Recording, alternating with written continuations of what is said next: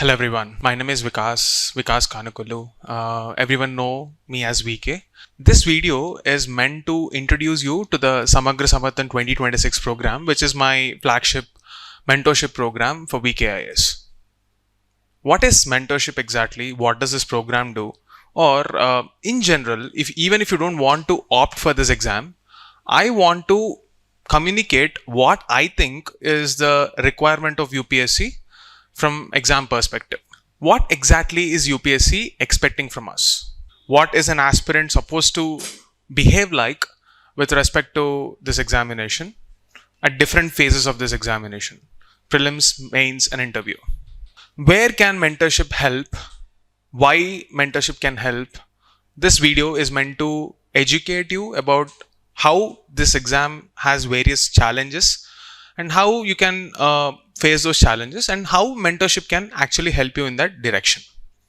So this program, Samagra Samathan, is my flagship program, and this year, based on the experiences of the previous couple of years, and I'm revamping this model to make it more comprehensive and understand the student needs better. I'm trying to bring this program for you so that you take an educated call on whether this program can help you or not. Even if you don't want to join this program, you can understand the demands of this exam if the logic behind this program makes sense to you. You can follow your own schedule and you can figure out your own strategy if that helps you as well. So, let's begin. You see this graph here. This is a famous infographic from the book called Atomic Habits. It talks about the importance of getting better every day. Okay, and it explains the beautiful concept of compounding. If you try to get better each day, you can see the result, how it can make a whole lot of difference for an entire year. And if you are just stuck doing the same thing over and over again without putting any effort, you're going to be only marginally better than what you were. And this is capturing the essence of most of the aspirants' problems. Now in this, what is this 1% better? What is the direction of that 1% better? That captures where you will end up. That captures the essence of what we know as the preparation. So let's understand what preparation is all about. According to me, if you take a look at the syllabus, there are various stages of the preparation. Step 1. It's about gathering scattered knowledge. Step 2 is organizing that at a single place. And step 3 is trying to figure out the scientific methodology involved in dealing with this examination. So, let's understand each step one by one. Gathering scattered knowledge. Now, what do you mean by this scattered knowledge? Every single day, every single year, you will see plethora of materials coming into the market. Basically, the subject doesn't usually change. Whether you're picking up NCRTs or Tamil Nadu textbooks or whatsoever, the representation changes, how they present the information changes, but overall, the takeaway is very clear. For example, if you're reading history, it doesn't matter whether you're reading Tamil Nadu textbooks or any other standard reference guides that are available in the market. The marginal difference is very little in terms of your selection in this exam. So a lot of people have a confusion whether I should buy a new edition of a certain book that is out in the market. Let's say you have Lakshmikant 5th edition or 6th edition. If there is a 7th edition, should you buy it or should you not buy it? It doesn't really matter in that one edition difference usually. It's better if you have a updated version, but even if you don't, it doesn't really make a difference. And the nature of this examination is in such a way that no single book can act as a Bible or a holy grail for you to clear this exam. Why? Because I give this very repetitive analogy to a lot of my students who were there, but it makes sense.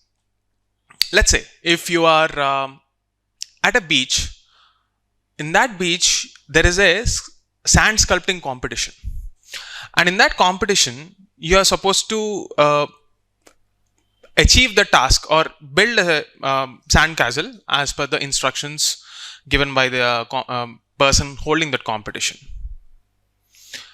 It doesn't matter if you are gathering all the sand that is available in the beach. What really makes a difference is whether you have the skill to actually execute what is there in your mind. UPSC exam is just like that. It doesn't matter what book you are using and how you are studying, whether you are practicing the skills that are really required for this examination, that makes a difference. And that is exactly why the tagline of VKS has always been knowledge is plenty, wisdom is not. It doesn't mean that this is the only platform you will get wisdom from. There are a lot of many successful aspirants, many teachers, mentors who can guide you and be that guiding path in clearing this examination. So why should you just come to this place?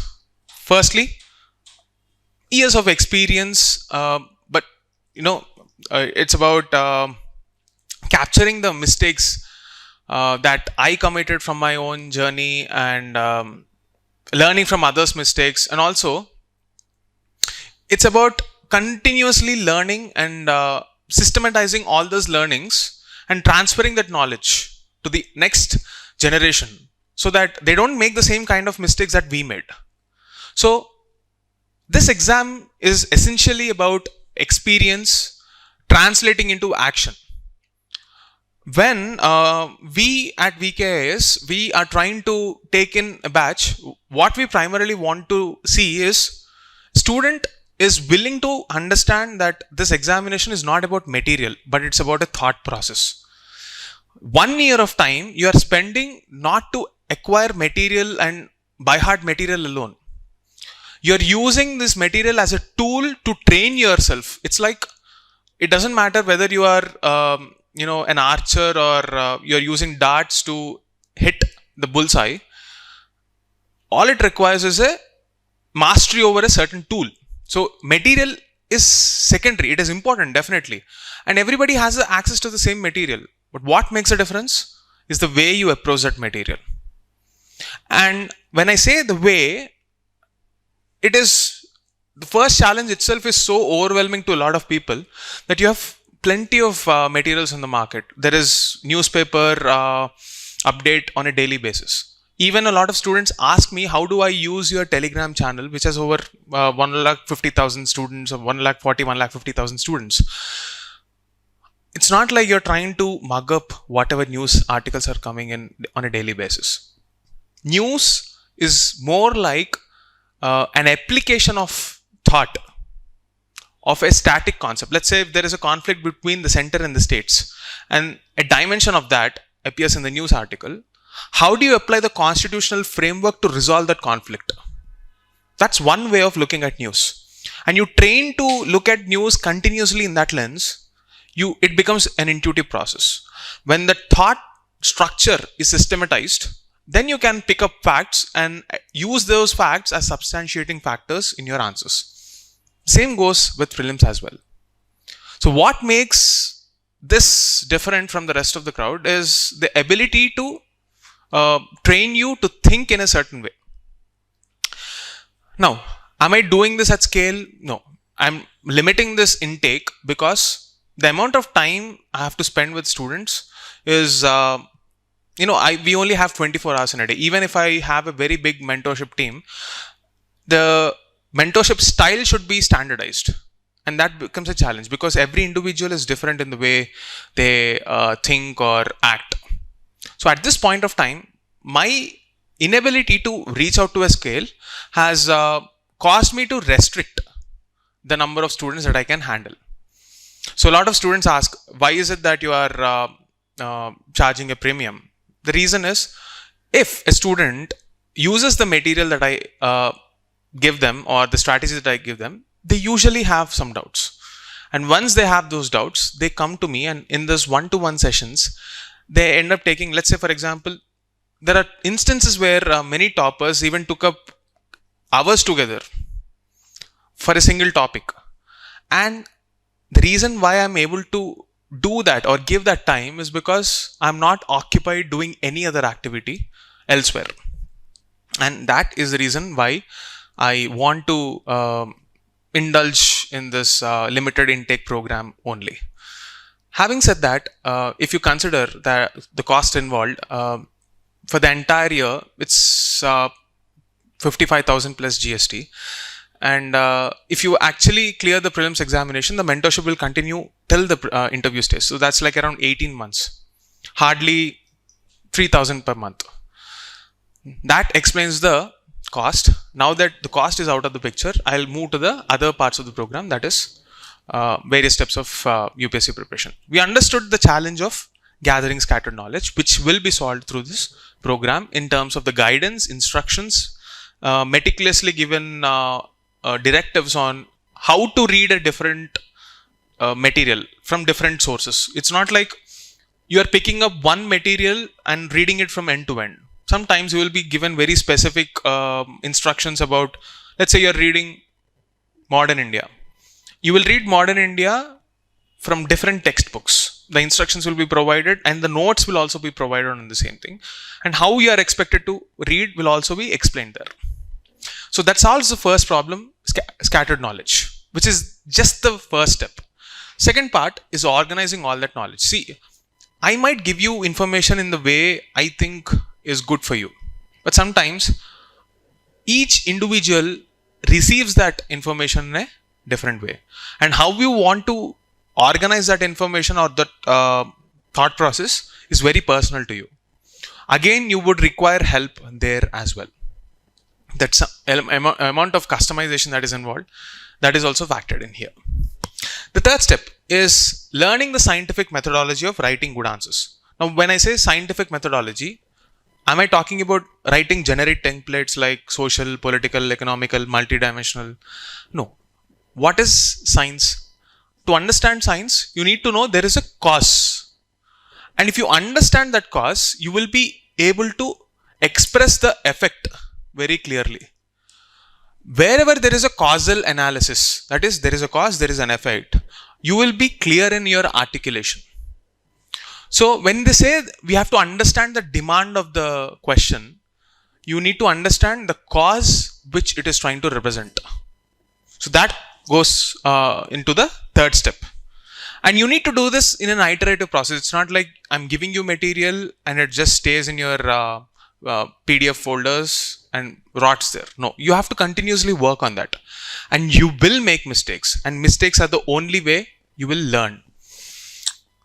Any person who wants to succeed in this exam should be comfortable with the fact that they are continuously failing on a daily basis. Fail faster. That's going to be extremely important for you. With that three steps involved, we understood the demand of this examination. You have to gather the scattered knowledge, organize it, and use that organized knowledge in a specific methodology in an iterative process again and again. And this is what this program is all about. Now, how did I come to a conclusion that this is the best way to prepare? You need to understand the rationale, right? Whether you're joining this program or not, you at least need to have the rationale of how I'm organizing this program so that you can come up with your own thought process. Why do we fail? First one is reading overload.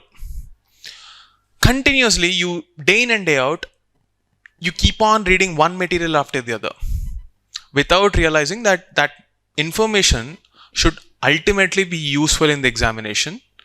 And there is only so much that you can read and retain. So non-stop reading of multiple books is not going to help. You need to stop somewhere, and figuring out how to stop, that's a big challenge.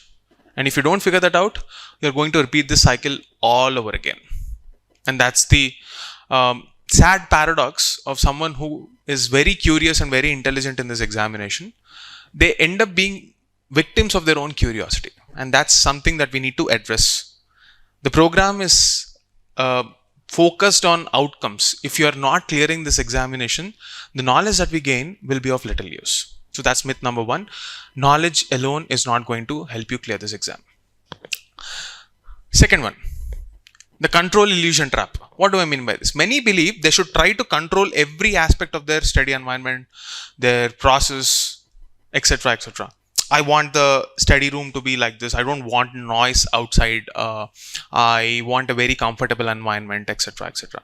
Let's say you're preparing in this kind of an environment, but your center on the day of the exam is in a very, humid, hot, humid situation. There's a lot of noise. There is no AC. There is no fan. How will you cope with it? You cannot expect favorable conditions. You cannot complain about the external factors that are going to impact your preparation. So anyone who is willing to prepare for this exam should let go of that control and learn to adjust. You cannot have 100% control. The control illusion myth should be addressed. Third thing, the most important thing, FOMO, fear of missing out. It's all the more important in the Gen Z generation because there is abundance. The previous generations, they survived in scarcity. There was scarcity of knowledge. And that's how human evolution has always been like. We sense danger and we are always trying to save up because humans always survived on scarcity of information, scarcity of resources, etc., etc.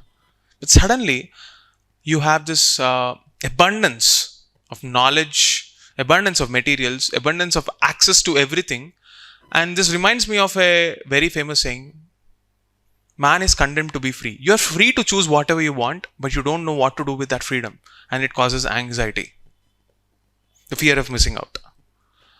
And you need to believe, understand a path and believe and stick to that till the end. And that's how results are produced. The next one, advice of the toppers. See, I'm not saying toppers' advice are wrong or anything. If you do not understand the context of that advice, you end up misunderstanding that, and in fact, it will reflect in your implementation.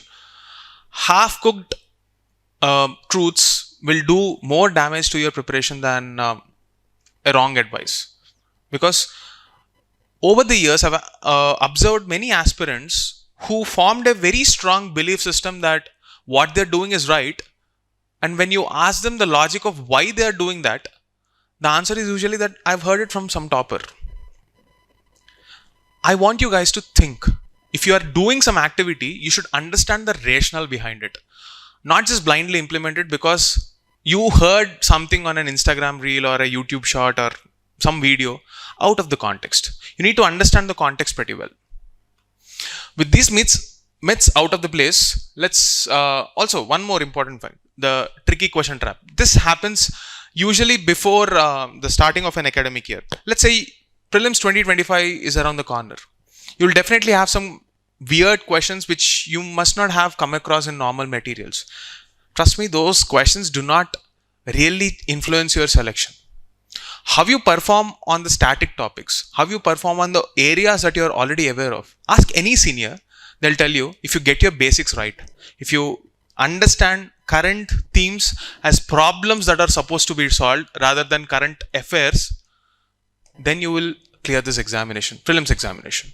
What happens during prelims is you will have a truckload of materials which might have contained the words that were asked in the previous examinations, and you chase those materials. They're not really going to help. Of course, some facts are important. You go through them casually, but not at the cost of, your basic textbooks. Get your polity, history, economy, geography, science, environment, all these basics right. Without getting them right, without solving the previous year questions, you cannot clear this exam. With this myths out of the place and understanding the demand of the examination, let's move to the next step. Now, why mentorship? Why should you even consider mentorship? You should understand. Whether you join it or not, whether you join it here or not, whether you're applying here or not, it's immaterial. But you should understand what mentorship is all about. See, basically, who is a mentor? Mentor is someone who understands that they're dealing with human beings. Human beings do not always function on logic. You talk to any senior aspirants, they must have had emotional upheavals. There are ups and downs in their preparation. It's not just academic. Unlike in your 11th and 12th, or when you're preparing for your JEE or NEET or CA or any other competitive examination when you are in your teens, you do not have any responsibilities. Now you are an adult. You're dealing with the expectations of behaving like an adult. And a mentor is someone who understands this nuance. It's not just about books. It's about human beings and how they behave. And mentor is someone who helps them regulate their emotions and brings them back on track in alignment with the exam demand. Trust me, this exam is extremely brutal. To put it very bluntly, UPSC doesn't care what your emotions are. And the world is like that. And you are aiming to be a bureaucrat and lead this country. You need to have and learn that art of emotional resilience. Yes, situations are going to be tough, but mentorship can probably give you a sense of perspective and a direction that you're not alone in this game, because it can get lonely after a point of time. But is this a psychology session? Absolutely not. It's also about academics. And as far as the academics are concerned, we've already seen how this materials part, how the streamlining part, and how customization part can be handled for you guys. So why do we seek mentorship? It's not because there is some magic formula here at VKIS or any other institute that you can at the snap of a finger, you're going to have everything under the sun in your mind and magically the ranks pop up. No, that's not how it works. It's like a two-way communication. Okay, so usual problems, excessive material, you hear conflicting strategies which are confusing, unclear priorities. See, when you begin something, you don't know what you're doing. And this is why I always say that every activity that we do should be mapped to an outcome. And you need to understand the outcome after the activity, or at least before the activity if it helps you. But after the activity, if you're not able to clearly understand, you should reach out. Okay. And when you want to reach out, there is no one who's experienced enough to understand both your state of mind, your confusions, and take a call on what should be your actionable agenda. It's going to be, a dead block or a dead end for you in progressing. So as a mentor, I'm telling you that most of the plans we make end up, failing, because that's how human beings are mostly are. And even if you are consistent for 60 to 70% of your time, you're going to make a whole lot of difference. And that consistency aspect is something that we can ensure when you have some accountability partner. If you have that accountability partner, if you understand the nature of this examination, maybe you don't need mentorship. But what will happen if you don't really understand what mentorship can do, or is it just like any other test series? It's not just about a test series. Mentorship is not test series. The idea of mentorship goes beyond just academics. Okay. And as a result, what I'm trying to say is, if you don't understand what a mentorship can be, consider that, let's say, if you're making the mistake of reading more and more. I mean, in my younger days, I've had that problem. I used to read every other book, think that, I'm preparing in a very organized way in the initial attempts. But somehow that did impact me. And I don't want anyone who is putting their precious time and energy in this examination go through this. So it's always better to understand what you're doing. Don't take anyone's advice just like that and go forward.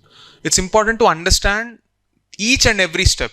What is the outcome of this activity? What is the rationale of this activity? Is there any logic behind it? If you don't understand and blindly follow, that's going to be a problem. Second thing, a lot of people think that writing answers daily is going to exponentially increase their ability. See, when does answer writing practice really help? Like I told you, you have gathered all the content, you have organized it, you have memorized it, there is an active recall, there is practice, you're making mistakes, then there is an iterative feedback loop. You're getting better and you're working to overcome those mistakes. That is the phase where daily answer writing helps, usually for senior aspirants when they've figured out their problems. But a lot of juniors, they end up writing answers right from the day one just by reading some newspaper article or some small piece of text from an NCRT, and they feel content that they have progressed. They do this on a daily basis, and on the seventh day they realize, if you do it on a 7 days on a trot, on the seventh day they realize that what they've done on the first day makes no sense to them. They don't even remember if they themselves wrote these answers. And that's the problem. You need to spend time very wisely on each of these phases. A lot of people think if you attend any coaching, that clarity is good enough. I'm not saying coaching is bad. Like, it helps you speed up your process. It helps you gain a sense of clarity on the definitions or the knowledge aspect of this examination. But how exactly can mentorship help? Like I told you, each person is different. Let's say you're from a medical background. The way you approach it is different. If you're from an engineering background, then again, the thought process is different. You want a minimalist pattern where you don't have to mug up a lot of information. What is your strength? What is your weakness? You need to have a lot of self-awareness. That will help you align your goals. A generic advice will be solve all the PYQs and try to mug up all the information. It doesn't work for everyone essentially, and there are people who need not mug up and yet end up clearing this exam. Everyone should embrace their uniqueness, but you should know what that uniqueness is in the first place. Mentorship is one such activity which probably, because of the time that we spend, will help me understand you in a better way, your thought process in a better way, and maybe give you advice which is conducive for that moment in your life. Let's say I've had many students who miss out on different timelines. What should be the most ideal answer? I would if there is no human who is giving that answer, it's probably some AI generated or something. Like, they would probably say, maybe you should have completed this, or maybe give a rehashed program, etc. But you need to understand the emotional state of that person. You need to understand the thought process, their strengths and weakness, and give advice accordingly. Maybe there also mentorship helps. And it need not be VKS alone. It can be anyone. Like, always take advice from seniors who have went through this process, who can understand the pain and give a logical reason as to why they think this is the best way going forward. And that's how I always deal with my students. So mentorship, in the absence of it, this will be the problem. And this can be an advantage for a lot of candidates because it speeds the process. Like, if you go through this exam cycle twice, thrice, you will be ending up spending like 3-4 years of time. And maybe mentorship is one such activity which will reduce the time and also increase your probability of clearing this exam. It's not a magic mantra that will magically give you results. So I'm just keeping the expectations very real. You will definitely be speeding up the pace of your progress, as well as it will also give you higher probability of better results. That's all we can promise in mentorship. Not just me. Anyone can realistically promise just that. But if your effort is complemented with, mentor's experience, definitely that helps.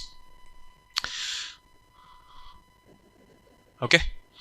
Now, what is this program? How does it help you? Before I explain the program, I'll tell you the philosophy that drives. So, our mind works in a very beautiful way.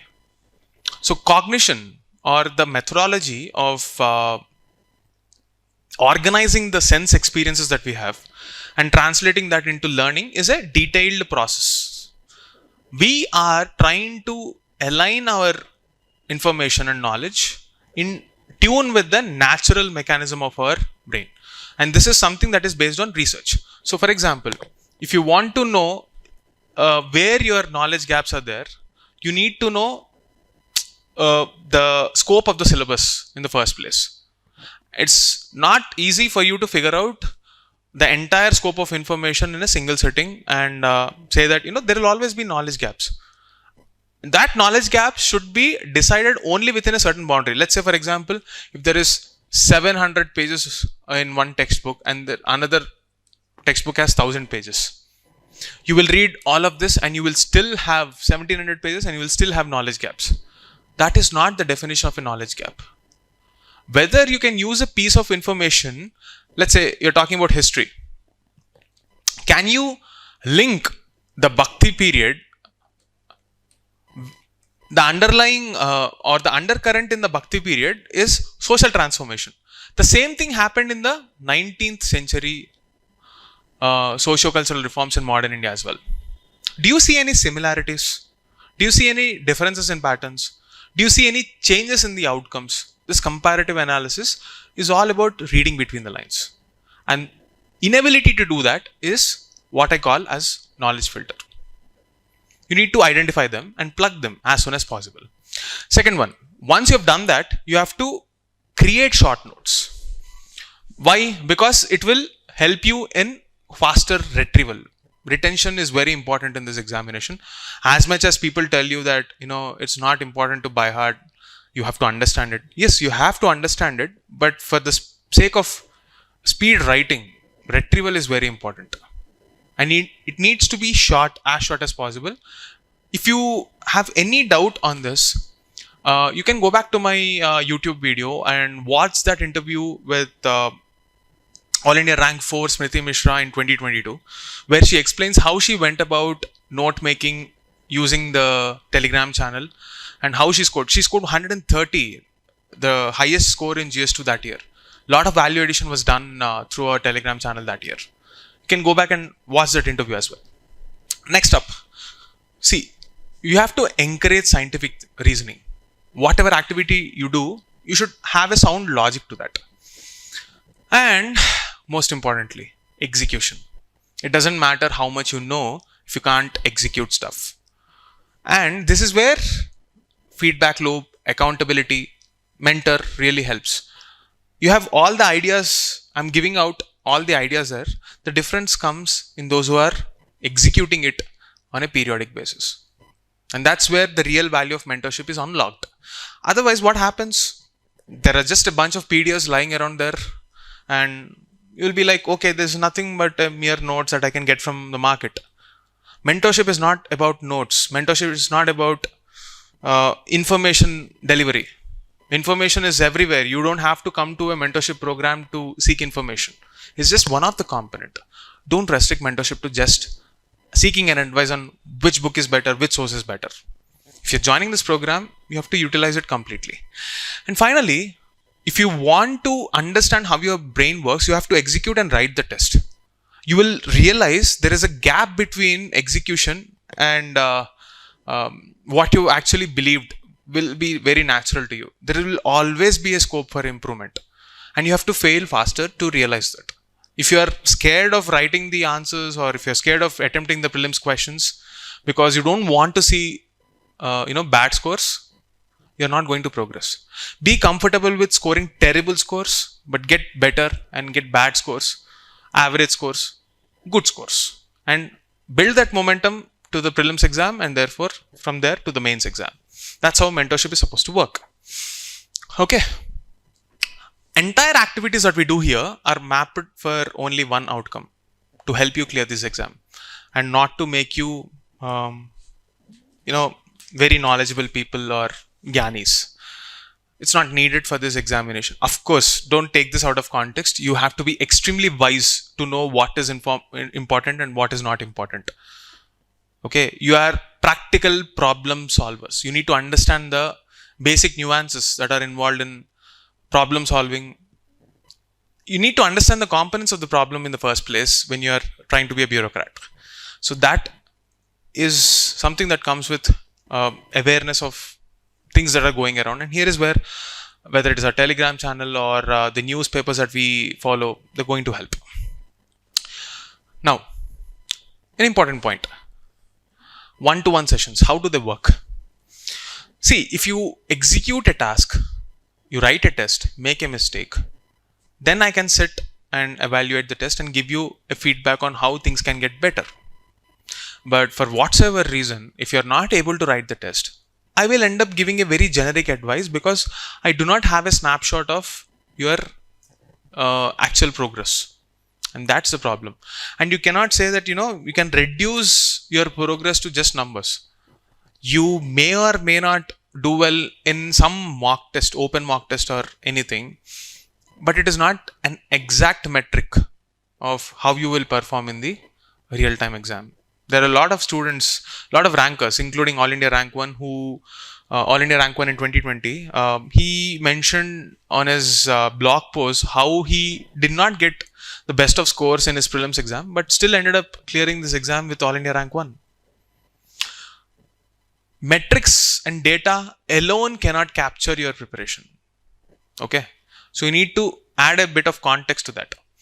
So that context is what I'm expecting when I say that I will evaluate or I will give you a mentorship session only after you write the test, because I will still talk to you, but the problem is you will not be able to utilize your time well. It's not about me talking to you. It's about an outcome. I am not important here. The outcome is important. As long as we are focusing on that outcome, it will be the progress. Now, how is a day divided? You are a working aspirant, you have coaching, you are in college, etc., etc. See, this program is assuming that you can give 5 hours a day at least, and up to 7 hours a day consistently. What if you are a working professional? You can definitely give at least 2 hours a day. If you are able to give 2 hours a day, it can still be progress, but you have to utilize your weekends perfectly. This program is suitable for absolute freshers who do not expect spoon feeding. You will be having public resources of any, like even if you don't know anything, there are multiple classes that are there on the YouTube and other free sources that you can utilize, but in a way that we are suggesting you so that you optimize the time. It's not like I will sit with a 150 hour marathon class and then come back to this. You need to use the reference materials, videos, etc. like a dictionary to search for a meaning to solve the problem in that subject. Let's say, for example, you want to do polity. It is not important to read a textbook end to end and still you are not able to develop the skill that is required for this exam. That's a problem. Let's reverse engineer it. You understand the problem statement clearly, then you use the videos, then you use the materials to solve that problem, overcome that challenge.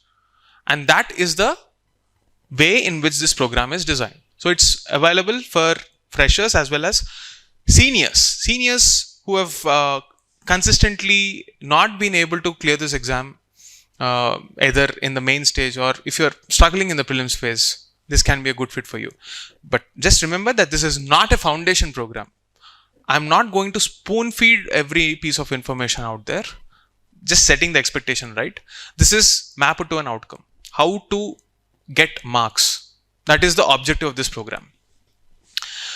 So, how is the program structured?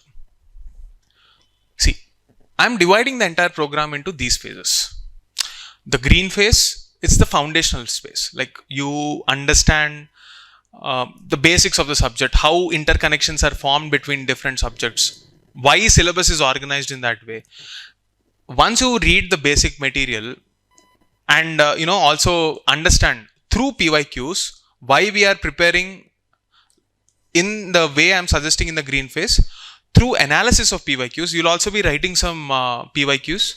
Of course, they're not evaluated at this phase, but you will understand the logic behind we preparing this material in accordance with the demands of the exam, both at prelims phase and mains phase. Now, when it comes to the orange phase, which is like extreme focus, laser sharp focus on writing skills. All the methodologies that I've talked about, how to write, why should you write like that? What will happen if you don't write? Good practices of answer writing. Who succeeded in overcoming the challenges that you already face right now? And what is the before after impact? I'll be sharing some topper copies who were part of the previous mentorship programs. Like let's say for example, Kush Motwani, who has been with us and scored All India Rank 11. Or whether it is Chetna, who scored rank 346, or many others. You can go through the copies there. The only difference, see, there is no greatness in me being their mentor, or it's not me alone. I don't want to take credit for that entire success. They have been responsible for their own success. They are the masters of their own fate. I'm just a guide who can help them and ease their process. So I'm very grateful for finding such good students, and I'm hoping by understanding what this program is all about, I'll be able to find more such students, so that is very satisfying to do the work that I'm doing. And once you've mastered this, once you've returned full length test and understood what this exam is demanding, you organize the notes, made all the mistakes in answer writing, learned them, organized them, keep it aside. We move to the prelims phase. You try to clear prelims in such a way that you don't have anything to worry about clearing the cutoff, whether you're on the border or not. We try and aim to clear the prelims examination with a comfortable margin. After that, if you are clearing the prelims examination, the mains mentorship program will try to intensify, add value from current affairs, etc., in such a way that your process is streamlined and you just execute rather than worrying about planning. Now, having said that, you need to stick to the process. There will always be some information that you will miss. There will always be information that your friends who are preparing with you with some other strategy, they will have an edge there. But this is not a zero-sum game. It is a law of averages. You have to do above average in every single paper. And that's how you maximize your chances of success. So do not chase material, chase consistency, chase getting better every single day. And that's how this program works. Read the basics, master the skills, clear the prelims program, and then focus on value addition and interview training. And this is the overall philosophy of Samagra Samarthan, which is a comprehensive mentorship program. Now, I'll also talk about the prelims phase. Am I going to have prelims in this program? Yes, you're definitely going to have prelims. So these are the people who have been a part of my mentorship programs. I'll just explain one more point. When I say mentorship, I've clearly mentioned what is their involvement with me. Not every person who has been with me has been a part of this mentorship program, just to bring that element of trust back. There were some toppers like Ananya Reddy, who has been proactive in using the free resources of Telegram and found value in that. But then we also have toppers like Kush Motwani, who have been a part of our mentorship programs and focused on answer writing, value addition, enrichment, and found some value in our programs as well. And you also have rankers like Deepthi, who have been consistently a part of answer writing programs, where she was one of the most, if not the most, in fact, she is the most consistent student in that batch. You can see the result. Consistency will definitely yield results. And there are a lot of other people as well, like they've associated with me in different capacities. There are many more people, and you can watch their experiences and interviews on the YouTube channel as well. Why am I talking about successes? Because it's important to address that element of doubt, or bring that sense of credibility to the program, because there can be a lot of myths. And I understood it's important to communicate what this program stands for, what this program values over everything else, so that there's no element of doubt. I understand results can be important, and it's equally possible that I am taking a bet on a few students, and I might not have the same set of results the next year. But it doesn't mean I'm going to leave my students and not back them again. There are a lot of students who could not, unfortunately, make it to this list, but I'm pretty sure that they will be here this year. So it's not about the result, it's about the process. I am a very strong advocate of the process, because if you believe in the process, results will nevertheless come. And this is the program all about. Focusing on process, getting better every single day. The results will come by. So whatever UPSC is expecting from us, it's a continuous evolving game. if we focus on the trends of UPSC, we will get better every single day. So the program evolves every year. We have to stay in tune with the demands of the current situations prevailing in the world, in the country, in the examination domain, and it's our responsibility, my team's responsibility, to stay updated with the trend and pass on that communication with the logic. It's not like take my word for it. You will understand the logic. That has always been the way BKS is delivered, because we want to believe in the intelligence of the student. We should not be undermining the intelligence of the student. We have to focus on educating the student, let them take their own decisions, value their effort. Results are going to come by. Okay. So I'm also attaching the broad framework of the program, the green phase, the orange phase, and also the detailed timetable is also available in the brochure. I request you to go through the details of the brochure and apply for this program if you believe in this philosophy that the process is everything. Because I do not have control over the outcomes. I only have control over the actions that I perform. You only have the control over the actions that you perform. And when you take decisions based on logic, understanding, not just emotion, we can address the problem. As far as the schedule of prelims is concerned, after the prelims 2025 exam, I'll be updating it. How many tests are there? You'll have 10 mini tests, 8 full length tests, and 3 essays before the exam. And after the prelims examination, you will have an equally high number of full length tests for practice, the details for which will be announced after 2026 prelims. So I also want you to go through some topper interviews, understand their thought process, and learn from them, their experiences, etc. Especially those who are just finishing their college. If you're just beginning this preparation, this can be of immense help to you. Okay. So these are the deliverables. You will have time-bound preparation strategies. You will have short notes. Sometimes I will be giving the short notes, and sometimes I want you to prepare the short notes, because wherever time is a constraint, I want to save time for you.